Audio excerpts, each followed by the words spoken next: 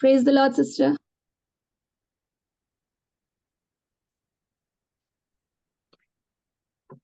सबसे पहले मैं परमेश्वर को धन्यवाद देना चाहती हूँ कि आज का सुंदर सा समय मेरे जीवन में, हम सभी के जीवनों में जोड़ा है। और पास्टर जरीना और पास्टर छाया दीदी का भी मैं तहे दिल से शुक्रिया अदा करती हूँ कि उन्होंने ये सुनहरा अवसर मेरे जीवन में दिया है। हम वचन में जाने के पहले एक छोटी सी दुआ करते। आए हम दुआ करें। हमारे सर्वशक्तिमान झूठे परमेश्वर, फिर एक बार हम तेरे चरणों में आते हैं, सिर नवाते, धन्यवाद की बलि समर्पित करते हैं। मेरे प्रभु, क्या ही सुंदर सा समय तो हमारे जीवनों में दिया प्रभु। तेरे संगति में बैठे, तेरे चरणों में लवलीन हो, तेरे वचनों के ऊपर मनन करने का सौभाग्य तूने हमें दिया है।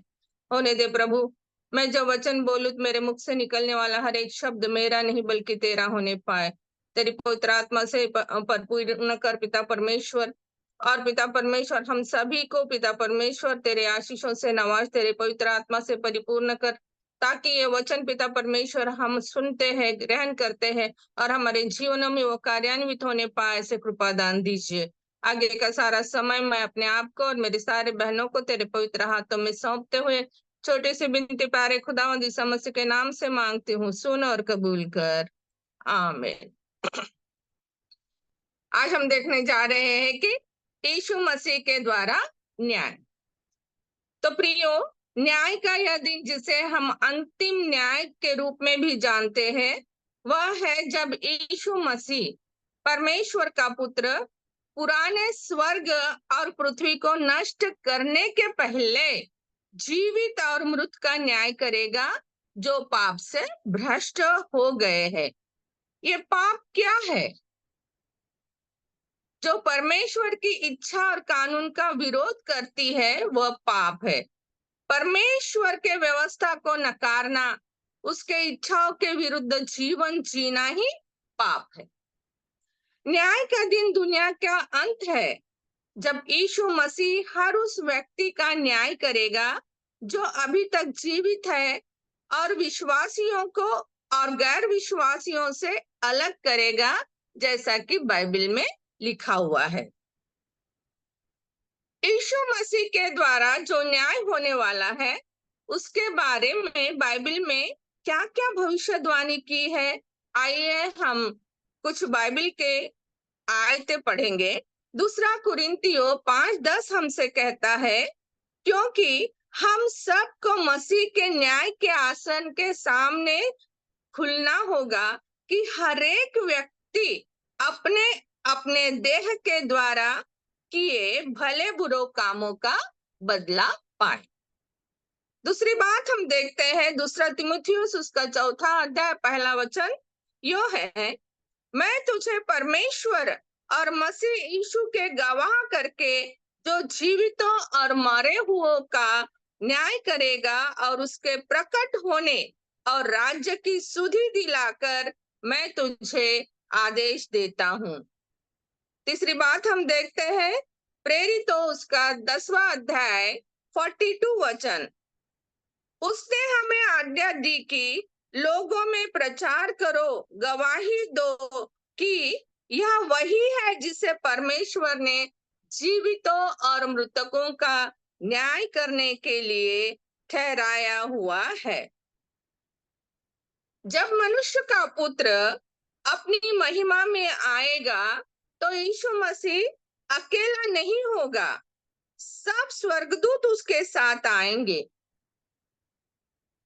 क्या हम जानते हैं कि दूसरा आगमन कब होगा? निश्चित रूप से वो वापस आएगा या नहीं आएगा, किसी किसी के मन में यह संभ्रम उत्पन्न होता है, ये डाउट आता है कि क्या सचमुच यीशु मसीह आएगा। यीशु मसीह सच में आएगा, क्योंकि स्वयं, सबसे पहली बात है, स्वयं यीशु मसीह ने हमसे कहा कि वो फिर से आने वाले हैं। उन्होंने यूहन्ना 14 अध्याय 1 से 3 वचनों में कहा है, तुम्हारा मन व्याकुल न हो, परमेश्वर पर विश्वास रखो, मेरे पिता के घर में रहने के लिए बहुत से स्थान है, यदि न होते तो मैं तुमसे कह देता, क्योंकि मैं तुम्हारे लिए जगह तैयार करने जाता हूँ, और यदि मैं जाकर तुम्हारे लिए जगह तैयार करूं, तो फिर तुम्हें अपने यहाँ ले जाऊंगा, कि जहां मैं रहूं वहां तुम भी रहे। और दोबारा ये जब यीशु मसीह का स्वर्गारोहण के समय में स्वर्गदूतों ने भी हमसे ये बात कही है। यीशु मसीह का जब स्वर्गारोहण हो रहा था, उसके जाते समय शिष्य व्याकुल हो गए थे, और शिष्य बड़े दुख के साथ, बड़े बोझ के साथ, निराशा के साथ आकाश की ओर ताक रहे थे।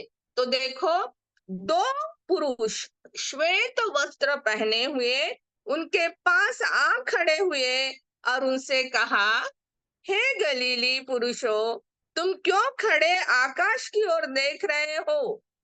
यीशु जो तुम्हारे पास से स्वर्ग में उठा लिया गया है, जिस रीति से तुम उसे स्वर्ग में जाते देखा है, उसी रीति से वह फिर आएगा। यीशु मसीह निश्चय ही आएगा। तो उसका जो आगमन है, उसका जो दूसरा आगमन है, वह कैसे होगा? यीशु मसीह का दूसरा आगमन वास्तव में एक विश्व घटना होगी, जैसे कि दुनिया ने कभी नहीं देखा। अब यह अद्भुत और विश्वसनीय, आश्चर्यजनक, विस्मयकारक घटना होगी। उसका दूसरा आगमन वास्तविक, वैश्विक और गौरवशाली होगा, और यह एक खुशी का अवसर होगा जब यीशु मसीह हमारे लिए वापस आएंगे।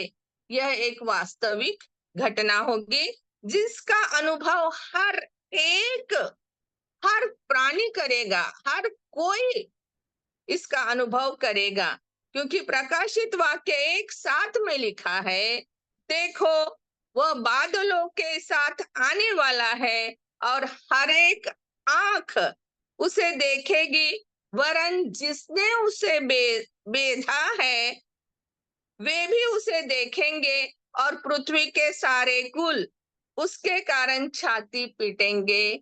हाँ, आमीन, ऐसा ही होगा। करीबन 97 ईयर्स पहले, 97 साल पहले, जब लोगों ने ये प्रकाशित वाक्य का वचन पढ़ा होगा, तो उन्हें लगा होगा कि ये तो इज़राइल में होने वाली घटना है, हम तो दूसरे दूसरे देशों में रहते हैं, इतने दूर दूर रहते हैं, तो ये घटना हम कैसे देखेंगे? निश्चय ही उनके मन में सवाल उठा होगा। परंतु परमेश्वर की योजना अद्वितीय है। 1927 में फिलो फ्रांसवर्थ और जॉन बायर्ड ने क्या किया है? टीवी का खोज किया है, और उसी का परिणाम देखिए, हम लोग एक दूसरे से अभी जूम पे मिल रहे हैं, और सुजन तो यूके से जुड़ी हुई है ना? ये सारा परमेश्वर की योजना है, मनुष्य की योजना नहीं है। 2000 साल पहले ये लिखा हुआ है, और वो उसका सारा जो लिखा हुआ है वो सच में हो रहा है। और फिर यीशु मसीह का आना कैसे होगा? जैसे बिजली पूर्व से निकलकर पश्चिम तक चमकती है, वैसे ही मनुष्य के पुत्र का यानी यीशु मसीह का दूसरा आगमन भी होगा। और जब उनका दूसरा आगमन होगा, तो प्रियो, उस समय हम क्या सुनेंगे? जब कोई विशेष व्यक्ति आता है, तो हम उसकी कैसे स्वागत करते हैं? ये तो हमारा राजाओं का राजा, प्रभुओं का प्रभु दोबारा बादलों पे आ रहा है, स्वर्गदूतों के साथ में आ रहा, तो क्या होगा? उसके आने की मुनादी की जाएगी, और तुरही फूकी जाएंगी, और उसकी सूचना सबको दी जाएगी। उसके सब स्वर्गदूत उसके साथ में आएंगे, क्योंकि प्रियो, प्रभु आप ही स्वर्ग से उतरेगा। उस समय ललकार और प्रधान दूत का शब्द सुनाई देगा, और परमेश्वर की तुरही फूकी जाएंगे, और सारे जगत में उसकी वाणी, उसकी जो तुरही की मधुर ध्वनि, मधुर स्वर, वो एक गीत के रूप में, संगीत के रूप में सबको सुनाई देगा, और वो सब सुन के हम क्या करेंगे, हम सब उसकी प्रशंसा करेंगे, किसी को आश्चर्य होगा, है ना। कोई आराधना के नारे भी सुन सकते हैं, क्योंकि यशाया, अब भविष्यद्वक्ता का जो ग्रंथ है उसका 45वां अध्याय 23वें वचन में परमेश्वर ने पहले से आगाह करा है, परमेश्वर ने पहले से कहा है कि प्रत्येक घुटना मेरे सम्मुख झुकेगा और प्रत्येक मुख से मेरी शपथ खाई जाएगी। और प्रेरित पौलुस भी कहता है कि मेरे जीवन की सौगंध कि हर एक घुटना मेरे प्रभु के सामने टिकेगा और हर एक जीभ परमेश्वर का अंगीकार करेंगी। इतनी सुंदर अद्भुत घटना हम देखने जा रहे हैं। हम देखते हैं कि मत्ती 24:30 में, तब मनुष्य के पुत्र का चिन्ह आकाश में दिखाई देगा, तब पृथ्वी के सब कुलों के लोग छाती पीटेंगे और मनुष्य के पुत्र को बड़ी सामर्थ्य और ऐश्वर्य के साथ आकाश के बादलों पर आते देखेंगे। सच में आकाश के बादलों पर जब राजाओं का राजा, प्रभुओं का प्रभु, हमारा न्याय यीशु मसीह आएगा, तो वो दृश्य कितना अद्भुत होगा, नयन रम्य नजारा होगा। और क्यों ना हो, हमारे राजाओं का राजा, प्रभुओं के प्रभुओं का आगमन समय है, वो दोबारा वो हमसे मिलने आ रहा है। यीशु मसीह के जो दोबारा आने वाले हैं उस समय तुरही फूकी जाएंगी, तब क्या होगा? तब ये होगा कि जो मसीह में मरे हैं वह पहले जी उठेंगे। और दूसरा आगमन कब होगा, ये सब जब पवित्र शास्त्र हम पढ़ते हैं या हम संदेशों के द्वारा संदेश सुनते हैं, पासबानों के द्वारा हम सुनते हैं, तो हमारे मन में एक बड़ा सा सवाल खड़ा होता है कि कितने दिनों से तो यीशु मसीह का आगमन दोबारा होने वाला है। तो हमारे मन में क्या होता है, सवाल उठता है। कोई कोई लोग अब होगा, तब होगा, तब होगा, ऐसे बोलते भी है। परंतु वो दिन, यानी यीशु मसीह के दूसरे आगमन का दिन और उस घड़ी के विषय में कोई भी नहीं जानता। न स्वर्ग के दूत जानते हैं, न पुत्र जानता है, परंतु केवल पिता ही जानते हैं। इसलिए प्रियो, कि कोई जानता नहीं कब समय आएगा, पर इसीलिए हमें जागते रहना है, क्योंकि हम कोई नहीं जानते, है ना, कि वो कब आने वाला है। इसीलिए हमें जागते रहना है। जागते रहना है यानी सोना नहीं है, ऐसा नहीं है।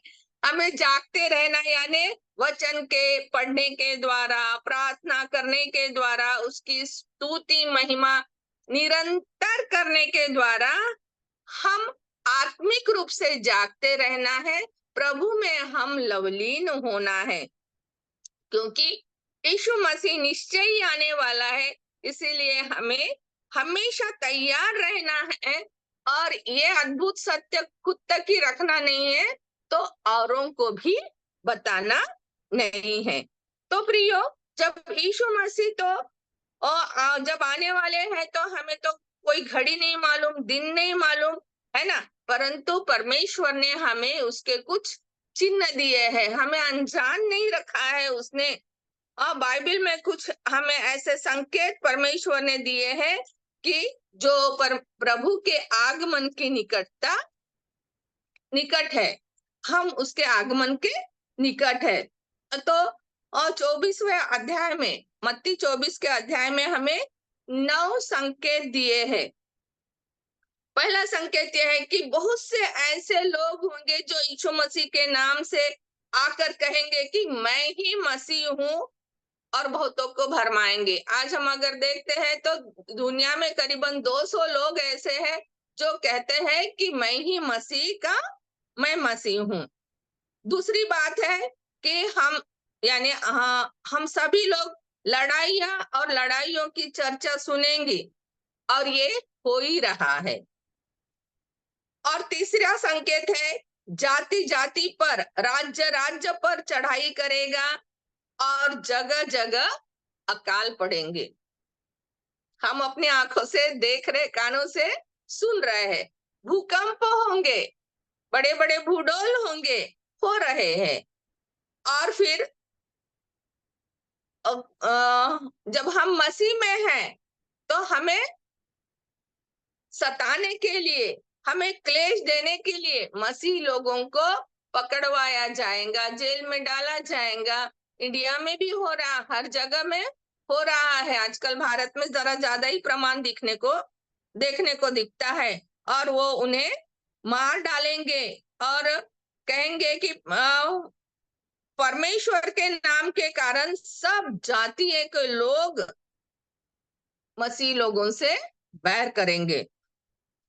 सातवीं बात है कि बहुत से ठोकर खाएंगे और एक दूसरे को पकड़वाएंगे और एक दूसरे से बैर रखेंगे। बहुत से लोग ऐसे होंगे कि अपने आप को बचाने के लिए क्या करेंगे, दूसरों को पकड़वाएंगे। और आठवां संकेत उन्होंने दिया है कि बहुत से झूठे भविष्यद्वक्ता उठ खड़े होंगे और बहुतों को भरमाएंगे। तो हम देखते हैं कि आजकल कितने कितने सारे डिनोमिनेशन निकले हैं, कितने सारे लोग ऐसे हैं कि लोगों को भरमाते हैं, है ना। और फिर नौवां संकेत क्या होगा कि अधर्म के बढ़ने से प्रेम ठंडा होगा।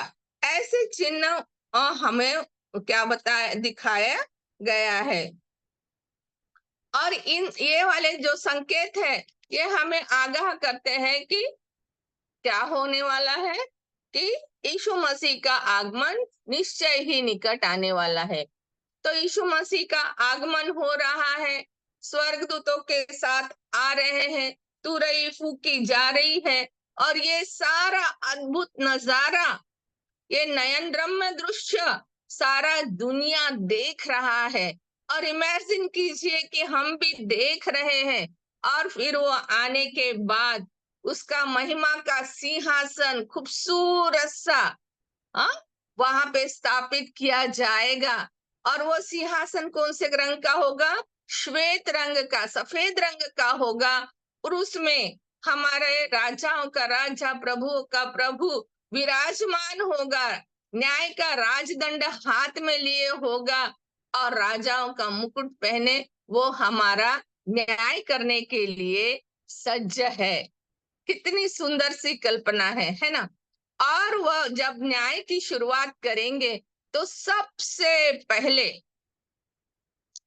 पहले वो अपने लोगों का न्याय करेंगे। सबसे पहले जो उसके लोग हैं उनका न्याय करेंगा। मत्ती रचित सुसमाचार 25वां अध्याय हम लोग 31 से 36 तक पढ़ते हैं, न्याय के दिन के बारे में। जब मनुष्य का पुत्र अपनी महिमा में आएगा और सब स्वर्गदूत उसके साथ आएंगे, तो वह अपनी महिमा के सिंहासन पर विराजमान होगा। और सब जातियां उसके सामने इकट्ठा की जाएगी। और जैसे चरवाहा भेड़ों को बकरियों से अलग कर देता है, वैसे ही वह उन्हें एक दूसरे से अलग करेगा। वह भेड़ों को अपनी दाहिनी ओर और बकरियों को बाईं ओर खड़ा करेगा। तब राजा अपनी दाहिनी ओर वालों से कहेगा, हे मेरे पिता के धन्य लोगों, आओ उस राज्य के अधिकारी हो जाओ जो जगत के आदि से तुम्हारे लिए तैयार किया गया है। क्यों तैयार किया गया है? और देखो, आने के बाद वो अपने लोगों को चुन लेगा। दाहिनी ओर उसकी भेड़ें होगी और बाएं ओर क्या हो गया? बकरियां होगी, है ना। और फिर वो दोनों को जब अलग करेगा तब जो उनके दाहिनी ओर के भेड़ों को क्या कहेगा? उन्हें कितना सुंदर संबोधन दिया है। वो कहता है, हे मेरे पिता के धन्य लोगों, है ना। उन्हें धन्य कह रहा है। आओ और उस राज्य के, यानी मेरे राज्य के अधिकारी हो जाओ, स्वर्ग के अधिकारी हो जाओ जो जगत के आदि से तुम्हारे लिए तैयार किया गया है। अब हम लोग देखते हैं कि ये जो उसके जो लोग हैं उनको अलग कर दिया है और उन्हें कहा है कि हे मेरे पिता के धन्य लोगों, उनको यानी भेड़ों को, जो भेड़ कौन है? विश्वासु लोग हैं, जो मन फिराकर, क्षमा पाकर, उसके दृढ़ विश्वास में जीने वाले, मसीह के पीछे पीछे अपना सलीब लेकर चलने वाले, और उसका चुना हुआ राजवंश है। और अंतिम क्षणों तक वे दृढ़ता से क्या किया है कि यीशु मसीह को पकड़े रखा है। कितना भी तकलीफ आया होगा उन्हें, उनका सब उनको सताया गया होगा, हर बात में क्या है, उन्हें उन्होंने यीशु पे विश्वास रखा है। क्योंकि पतरस भी अपने पहला पतरस 4:17 में पतरस ने लिखा है कि न्याय की शुरुआत परमेश्वर के लोगों से होगी। और यहाँ भी हम देखते हैं कि न्याय की शुरुआत परमेश्वर के लोगों से होगी, और उन्हें उन्हें धन्य कहा है। क्यों धन्य कहा है उन्हें?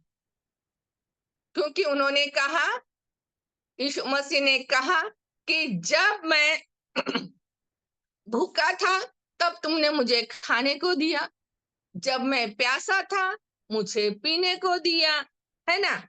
जब मैं परदेसी था तुमने मुझे अपने घर में ठहराया, और जब मैं नंगा था मुझे कपड़ा उड़ाया, कपड़ा पहनाया, मैं बीमार था तुमने मेरी सुधि ली, जब मैं बंदी गृह में था तुम मुझसे मिलने आए।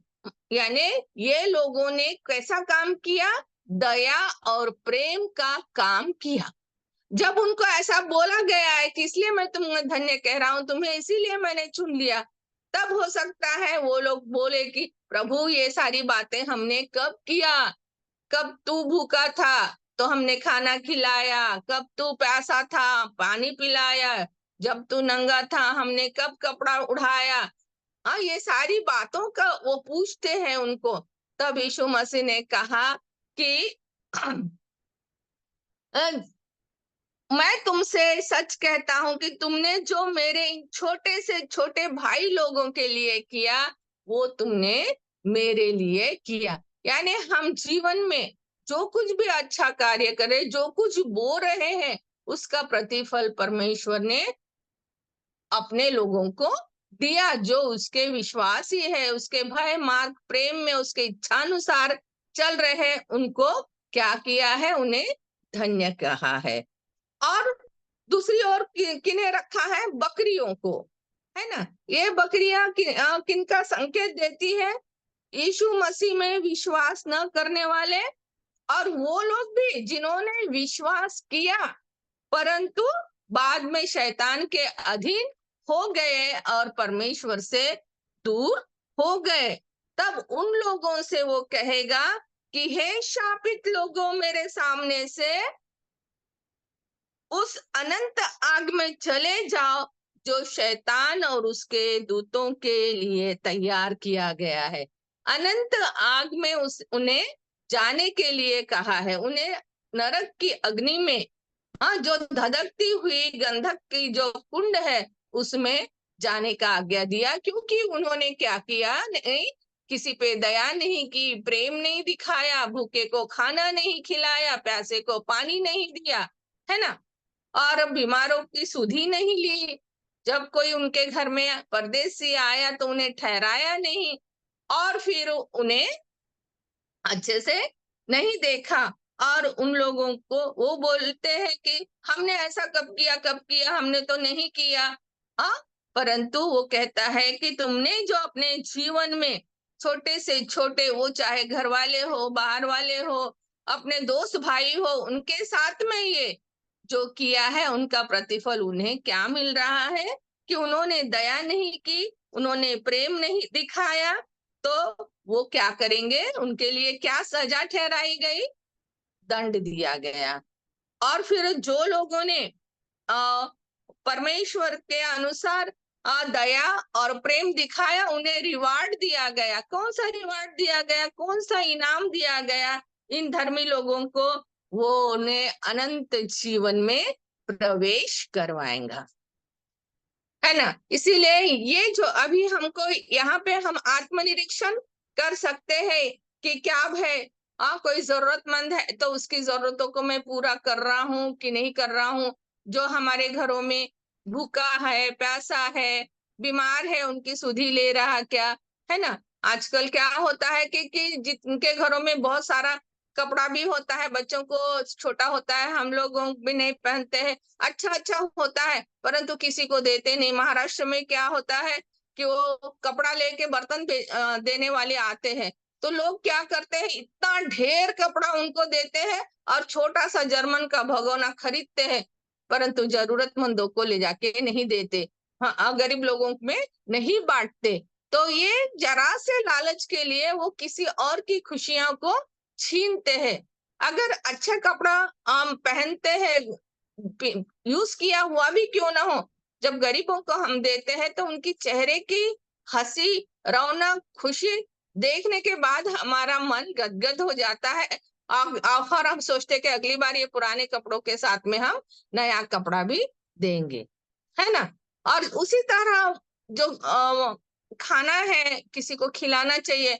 हम बड़ी बड़ी पार्टियां करते हैं, बचता खाना फेंक देते हैं, परंतु कभी हम नहीं सोचते कि हमारे बच्चों का जन्मदिन हम बहुत ज्यादा धूमधाम से करने के बजाय किसी अनाथ बच्चों के संस्थान में जाके हम खाना खिलाएंगे, है ना, वृद्धाश्रम में जाके खाना खिलाएंगे। ये सारी बातें हमें करना बहुत जरूरी है, क्योंकि परमेश्वर ने हम पे दया की, प्रेम किया, वही दया और प्रेम हमें औरों को दिखाना है। इसीलिए देखो, जिन्होंने दया और प्रेम दिखाया उनका न्याय भी दया और प्रेम के साथ किया गया, और जो उसके चुने हुए थे, विश्वास उठे, उन्हें रिवार्ड दिया गया कि उन्हें अनंत जीवन के लिए स्वर्गलोक में चुन लिया गया। और जिन्होंने ये सारे कार्य नहीं किए, जिन्होंने लोगों पे दया नहीं दिखाया, प्रेम नहीं दिखाया, उन्हें नरक की अग्नि के लिए उन्हें भेज दिया, तड़पने के लिए, है ना। और दूसरा जो है न्याय मसीह किन लोगों का करने वाला है, आचरण के अनुसार यीशु के द्वारा न्याय किया जाएगा, है ना। और हम ये बात देखते हैं कि मत्ती रचित सुसमाचार उसके 36 और 37 आयत में यीशु मसीह स्वयं कहते हैं कि प्रेरितों ने वगैरह नहीं कहा, यीशु मसीह ने स्वयं कहा है, और मैं तुमसे कहता हूं कि जो जो निकम्मी बातें मनुष्य कहेंगे, न्याय के दिन वे हर एक उस बात का लेखा देंगे, क्योंकि तू अपनी बातों के कारण निर्दोष और अपनी बातों ही के कारण दोषी ठहराया जाएगा। इसीलिए हम किसी के बारे में अगर कुछ बातें करते हैं तो we should think twice before we speak. हम किसी के बारे में कुछ बोलना अगर चाह रहे हैं, हाँ, तो हमें 2 बार सोचना है कि क्या ये सही बात है क्या मैंने उनको कहना या किसी को बोलना, क्योंकि ये जो बातें हैं उन बातों के कारण भी हम दोषी और निर्दोष कहलाते हैं। हम किसी का अगर भला नहीं कर सकते तो किसी की बुराई भी हमें नहीं करना चाहिए। और मनुष्य का पुत्र अपने स्वर्गदूतों के साथ अपनी पिता की महिमा में आएगा, और उस समय हर एक व्यक्ति को उसके कामों के अनुसार प्रतिफल देगा। ये निश्चित है, क्योंकि प्रकाशित वाक्य में स्वयं प्रभु यीशु मसीह ने यूहन्ना को लिखने के लिए कहा है, 20वां अध्याय 12वां वचन का ब विभाग। फिर एक और पुस्तक खोली गई, अर्थात जीवन की पुस्तक, और जैसा उन पुस्तकों में लिखा हुआ था वैसे ही उनके कामों के अनुसार मरे हुओं का न्याय किया गया। हम दूसरों की बुराई करते हैं तो हम आत्मिक रूप से मरे हुए हैं, है ना। अगर उन्होंने वो गलत काम नहीं भी किया है तो हम बातें, सुनी सुनाई बातों के लिए सुनकर हम उसको फिर से दोहराते हैं, तो वो गलत बात है। जब तक हम सच्चाई नहीं जानते किसी को बोलने का हमें अधिकार नहीं है। और फिर ये इसीलिए परमेश्वर का वचन भी हमें यही आगाह करता है कि हम किसी को बुराई करते समय, किसी को दोष लगाते समय 2 बार हमें सोचना है, क्योंकि इसका जो प्रतिफल है हमें भोगना पड़ेगा। और हम देखते हैं कि अभी हम लोग सारी पुरानी मंडलियों के बारे में जब हम पढ़ाई किए तो थुआतीरा की मंडली के मसीह लोगों को भी यीशु मसीह ने बताया कि मैं तुम में से हर एक को उसके कामों के अनुसार बदला दूंगा। और इन बातों पर कोई आपत्ति कर सकता है, परंतु हम में से कोई भी ऐसा नहीं कि जो उद्धार पाने के लिए अच्छे काम कर सके। यह सही है, परंतु जैसा कि रॉबर्ट माउस कहते हैं, मुद्दा कर्मों के उद्धार का नहीं, बल्कि परमेश्वर के साथ मनुष्य का संबंध कैसा है, दोनों का, परमेश्वर का और हम लोगों का। और यीशु मसीह को मध्यस्थी रखकर हमने परमेश्वर के साथ कैसे संबंध बनाए हैं, क्या हम उसके भाई प्रेम मार्ग में जब चल रहे कि नहीं, उसके प्रमाण के अनुसार हमारे कर्मों का क्या होगा, न्याय होगा। ये हमारे जो कर्म है, हमारा जो आचरण है, उस आचरण के द्वारा हमारे परमेश्वर के प्रति, यीशु मसीह के प्रति प्रेम दिखाता है, क्योंकि परमेश्वर प्रेम है और उसने हमसे प्रेम किया है, इसीलिए हम चुन लिए गए हैं, है ना। और हमारे बाइबल की नींव भी क्या है, प्रेम ही है, क्योंकि परमेश्वर ने जगत से ऐसा प्रेम किया कि उसने अपना इकलौता पुत्र हमें दे दिया, ताकि जो कोई उस पर विश्वास करे उसका नाश न हो, वरन अनंत जीवन को वो पाए। और हम लोगों को उन्होंने, परमेश्वर ने क्यों सृजा? यीशु ने उन भले कामों के लिए हमें सृजा। परमेश्वर ने भी हमें भले कामों के लिए सृजा, जिसने परमेश्वर ने पहले से हमारे करने के लिए तैयार किया गया है। कोई भी हम यहाँ से जुड़े हुए जो लोग हैं, वो हम अपनी अपनी इच्छाओं से नहीं जुड़े हैं, तो ये सारी परमेश्वर की योजना है। चुने हुए लोग इकट्ठे मिलके और भी अपने ज्ञान में बढ़ोतरी करें, ताकि और भी दृढ़ता के साथ, विश्वास के साथ हम लोग उसके और भी करीब आते जाएं।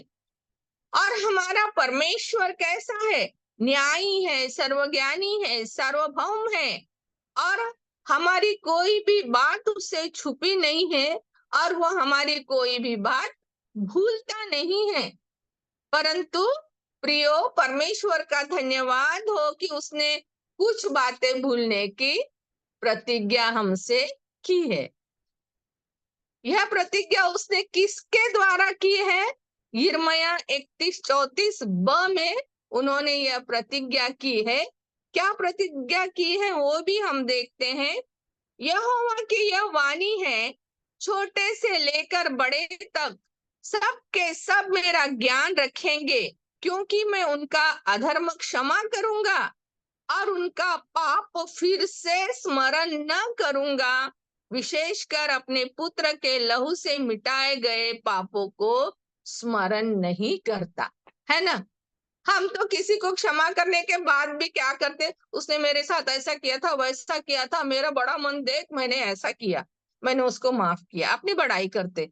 परंतु परमेश्वर का हमसे ऐसा अगापे प्रेम है, निस्वार्थ प्रेम है, कि वो हमारे किए गए पापों को, जिसे उन्होंने क्षमा किया, स्मरण नहीं करता। इसीलिए हमें भी क्या करना है, हमने किसकी गलतियों को माफ किया तो फिर से कभी जिंदगी में उसके ओर पलट के बोलना नहीं है कि मैंने इसके गुनाहों को माफ किया, है ना। क्योंकि उसका भी पलटा फिर हमारे साथ ऐसा होगा, परमेश्वर भी बोलेगा तो मैं भी तेरे गुनाहों को याद करता, तो हम कहाँ रहेंगे, है ना।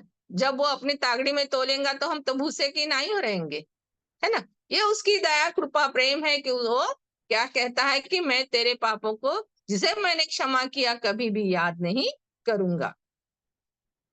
जीवन की पुस्तक में जीवन की पुस्तक के बारे में प्रकाशित वाक्य में कई जगह में लिखा है ना। और इस जीवन के पुस्तक में उन लोगों के नाम हैं जिनके पाप यीशु मसीह के लहू से ढांप दिए गए हैं, ढक दिए गए हैं।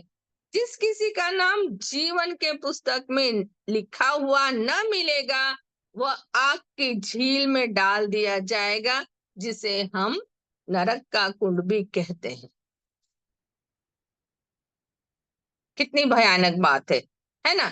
यहाँ पर भी हमें आत्मनिरीक्षण करना है कि क्या हमारे कार्य ऐसे है कि जो परमेश्वर की भलाई को हम औरों के साथ दिखाते हैं। क्या हम परमेश्वर ने हमें कहा है कि तुम चलते फिरते खत हो, तो क्या खत का मजमून लोग पढ़ रहे हैं? हमें देखकर लोग कहेंगे कि ईसाई लोग प्रेमी हैं, दया करने वाले हैं, क्षमा करने वाले हैं, लोगों की मदद को दौड़ने वाले हैं।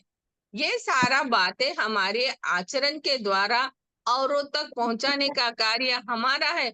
अगर हम यह नहीं करते हैं तो अग्नि का कुंड रिवार्ड के रूप में हमें मिलेगा। अगर करते हैं तो अनंत जीवन का इनाम परमेश्वर हमें देगा, जीवन का मुकुट वो हमें देने वाला है। तीसरी बात का न्याय वो करेगा, सब जातियों का, राष्ट्रों का यानी देशों का न्याय यीशु मसीह के द्वारा किया जाएगा। अभी हम लोगों ने मत्ती 25-32 में पढ़ा है अ, कि सब जातियां उसके सामने इकट्ठा की जाएगी, है ना। सारी जातियां जातियां बोले तो भारत में तो कितने अन्य जातियां हैं, परंतु हर देश का जात और धर्म अलग अलग है। परंतु उनमें से भी कई विश्वासी है, कई अविश्वासी है ना। इसीलिए कहा गया कि सब जातियों का न्याय, तो हर देश का। और इज़राइल देश के साथ जो क्रूरतापूर्ण बर्ताव किया है, उनके बर्ताव के अनुसार उन देशों का भी न्याय किया जाएगा। यीशु मसीह के दूसरे आगमन से पहले इज़राइल देश के साथ जिन जिन देशों ने जैसा जैसा बर्ताव किया है, इस बात पर उनका न्याय आधारित होगा। यह बात हमें ध्यान में रखनी है। पुराने नियम में लिखा है कि जाति जाति तेरे पास प्रकाश के लिए और राजा तेरे आरोहण के प्रताप के लिए आएंगे। तुम जाति जाति के धन संपत्ति को खाओगे, उनके वैभव की वस्तुएं पाकर तुम बढ़ाई करोगे। परंतु जो जाति जाति यानी राष्ट्र इज़राइल के विरुद्ध में जो उठ रहे हैं, उनका भी उनके आचरण के द्वारा न्याय किया जाएगा। जो उनके सपोर्ट में है, जो हेल्प कर रहे हैं, तो उनके अनुसार उनका न्याय किया जाएगा। इसीलिए हम लोग हर वक्त देखो, वो इज़राइल में जब युद्ध शुरू हुआ तो हम सभी लोग प्रार्थना कर रहे थे शांति के लिए, है ना। तो ये सारी बातें भी ध्यान में रखी जाएंगी। और जो जातियां यानी जो राष्ट्र, जो देश इज़राइल के खिलाफत में रहेंगे, तो उनका भी न्याय किया जाएगा। जो उनके संग में चलेंगे, जो उनके सपोर्ट में रहेंगे, उनका भी उनके अनुसार में उनका न्याय किया जाएगा। और चौथी बात हम देखते हैं कि जैसे ही तुरई फूकी यीशु मसीह का आगमन होगा, है ना, तुरई फूकी जाएंगी तो मृतक जी उठेंगे, है ना। जीवितों और मृतकों का न्याय यीशु मसीह के द्वारा होगा। जीवितों यानी जो लोग यीशु मसीह के दूसरे आगमन के वक्त जिंदा रहेंगे, उनका भी न्याय होगा, चाहे वो विश्वासी हो चाहे अविश्वासी हो। सबको यीशु मसीह के न्यायासन के सामने खड़ा रहना पड़ेगा। अगर यीशु में विश्वास करने वाला सोचता है कि मैं तो यीशु में विश्वास किया है, मुझ में कोई पाप नहीं है, हाँ, तो ये गलत बात है। वो खुद को भरमाता है, क्योंकि हम सभी ने पाप किया है और पाप की मजदूरी मृत्यु है। परंतु यीशु मसीह के कृपादान ने क्या किया, हमें उस मृत्यु से बचाकर नए जीवन की राह हमें दिखाई है। ऐसे समय में जो लोग सोचते हैं कि मुझ में तो कोई पाप नहीं, मैं तो मसीह हूँ, मसीह के सारी बातों को करता हूँ, ऐसे समय में क्या करना है कि हमने सोचना है कि हमने कहीं ना कहीं आचरण के द्वारा, विचार के द्वारा, कल्पनाओं के द्वारा, अपने आचरण के द्वारा, छोटी मोटी क्यों ना हो, परंतु हमने पाप किया है, वो भी दोष है। ऐसे समय में जब हम गलती करते हैं तो ऐसे समय में हम अपने पापों को मानकर पश्चातापी अंतःकरण से क्या करना है? माफी मांग लेना है। अगर यदि हम ये कहते हैं कि हम में कुछ पाप नहीं है, तो अपने आप को धोखा देते हैं और हम में सत्य नहीं है। यदि हम अपने पापों को मान ले तो वो हमारे पापों को क्षमा करने और हमें सब अधर्म से शुद्ध करने में विश्वास के योग्य और धर्मी है। ऐसा पहला यूहन्ना अपने पहली पत्री में पहला अध्याय 8 से 10 वचनों में हमें कहता है कि हमें मन फिराकर माफी मांग कर हम जो छोटी मोटी गलती करते हैं उसके लिए हमें माफी मांग लेना है। ये नहीं सोचता है कि हम तो धर्मी लोग हैं, हाँ, हमें तो उसके न्याय के आसन के सामने खड़े होने की जरूरत नहीं है, परंतु सबका न्याय करेगा, जीवितों का, मृतकों का, सबका न्याय करेगा।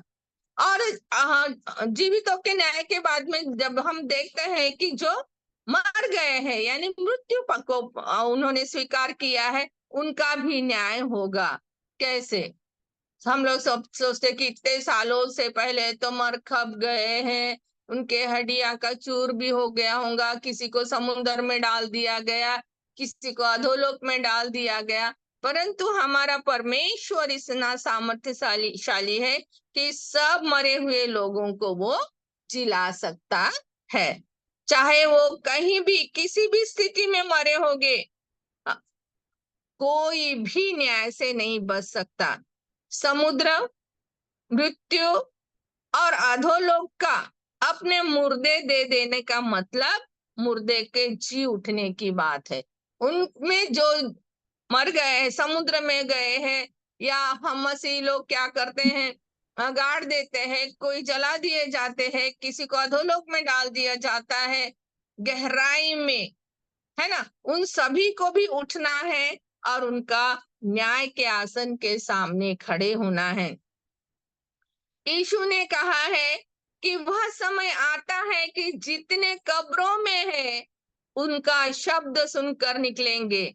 जिन्होंने भलाई की है वह जीवन के पुनरुत्थान के लिए उठेंगे, और जिन्होंने बुराई की है वे दंड के पुनरुत्थान के लिए उठेंगे। इसका संदर्भ हमें यूहन्ना 5:28-29 में दिखता है। पौलुस के अनुसार भी धर्मी और अधर्मी दोनों का जी उठना होगा। यीशु मसीह के वापस आने पर मुर्दे जी उठेंगे और जो जीवित है वे बदल जाएंगे, और उसके बाद हर किसी को न्याय के लिए पेश किया जाएगा। कई लोग इस बात से इनकार करते हैं कि न्याय के दिन धर्मी लोग सिंहासन के सामने खड़े होंगे। वे यह जोर देते हैं कि ये बड़ी घटना सिर्फ दुष्टों के लिए है। कोई कोई बोलते हैं कि धर्मी लोगों का न्याय नहीं होगा, सिर्फ दुष्टों का होगा। धर्मी का भी न्याय होगा, उसके धर्म के अनुसार उन्हें रिवार्ड देंगे ना, स्वर्ग में उनको स्थान मिलेगा, अनंत जीवन मिलेगा। अगर दुष्ट है तो उनके अनुसार, दुष्टाई के अनुसार उनको दंड दिया जाएगा और नरक की अग्नि में डाल दिया जाएगा। सबका न्याय होगा, चाहे वो धर्मी हो और अधर्मी हो, सबको अपने अपने हिसाब देना पड़ेगा। अच्छे काम करने वालों का न्याय भी उनके साथ होता है, और स्पष्ट न्याय का दिन हर कोई वहां रहेगा, जो चाहे मर चुका हो, जीवित है, कि किसी भी स्थिति में मर गया हो, कैसे भी हालात में। परंतु जब मसीह का पुकारते हैं कि तुम्हें आना है, तो उन्हें आना ही पड़ेगा।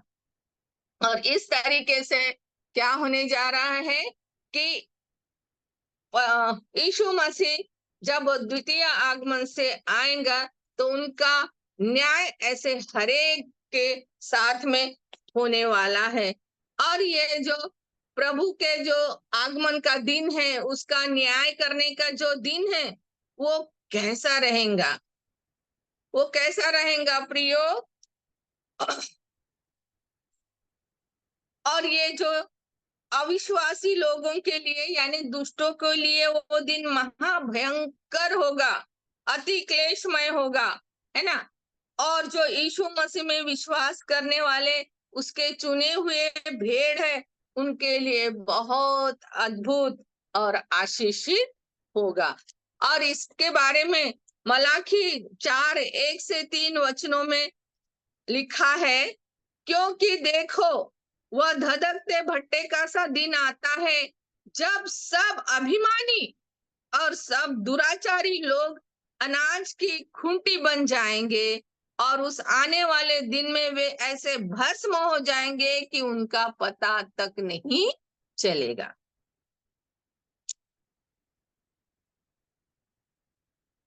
और तुम्हारे लिए जो मेरे नाम का भय मानते हो, धर्म का सूर्य उदय होगा, उसके किरणों के द्वारा तुम चंगे हो जाओगे, और तुम निकल कर पाले हुए बछड़ों के समान कूदोगे फांदोगे।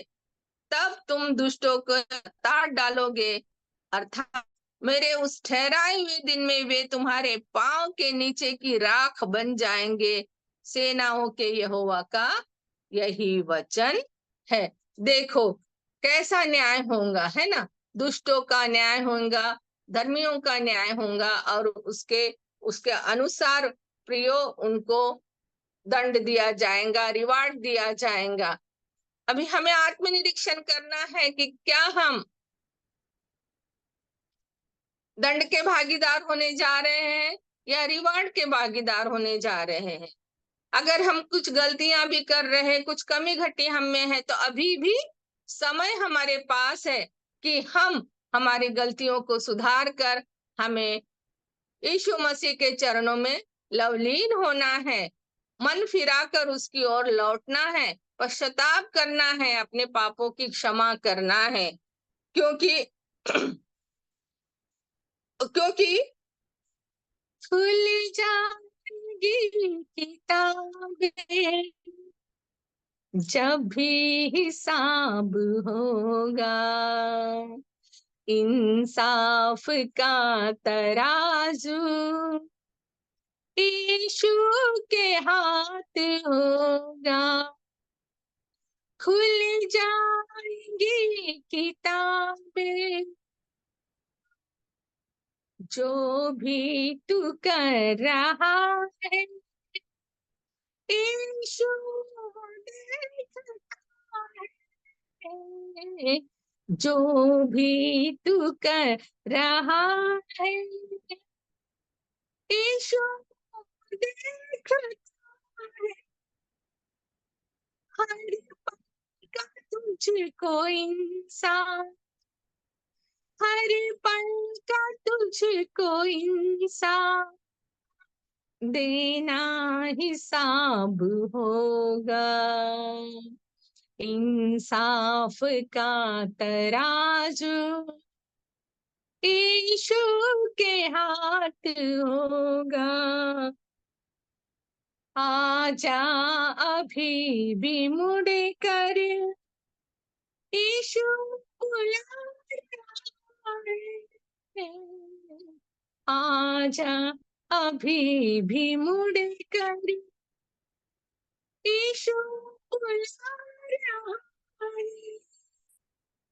वरना तो याद रख ले, वरना तो याद रख ले, तेरा ही नाश होगा। इंसाफ का तराजू यीशु के हाथ होगा। आए हम छोटी सी दुआ करें। हमारे सर्वशक्तिमान छूते परमेश्वर, हम जानते हैं कि पिता परमेश्वर तू द्वितीय आगमन से जब आएगा पिता परमेश्वर, हम सभी के न्याय करेगा। तेरे न्याय के आसन के आगे ठहरने योग्य हमें बना पिता परमेश्वर। हमें की सारी कमी घटियां दूर करने में सहायता मदद कर। तेरी पवित्र आत्मा को भेज मेरे राजा, ताकि वो हमारे गलतियों को बताए और हम उन्हें सुधार कर तेरे योग्य तेरे बच्चे बन पाए, ताकि तुझे पूरे अधिकार के साथ अब्बा बापा बना पुकारने पाए। और पिता परमेश्वर तेरे अच्छे बच्चे बनकर तेरे स्वर्ग राज्य के उत्तराधिकारी बनने पाए, ऐसे कृपा दान तू हर एक को दे। हमारी सारी कमी घटियों को तेरे पवित्र हाथ में सौंपते हैं, ताकि तू पवित्र आत्मा के द्वारा हमारा मार्गदर्शन करके हमारे दिलों को रीता कर और नया जीवन हम पाने पाए और नए जीवन के अनुसार हम चलने पाए, ताकि तेरे न्याय के आसन के सामने पिता परमेश्वर तू हमें तेरे भेड़ों में हमारी गिनती कर सके, ऐसे कृपा दान दीजिए। ये छोटी सी विनती प्यारे खुदावंद यीशु मसीह के नाम से मांगती हूँ, सुन और कबूल कर। आमीन। आमेन।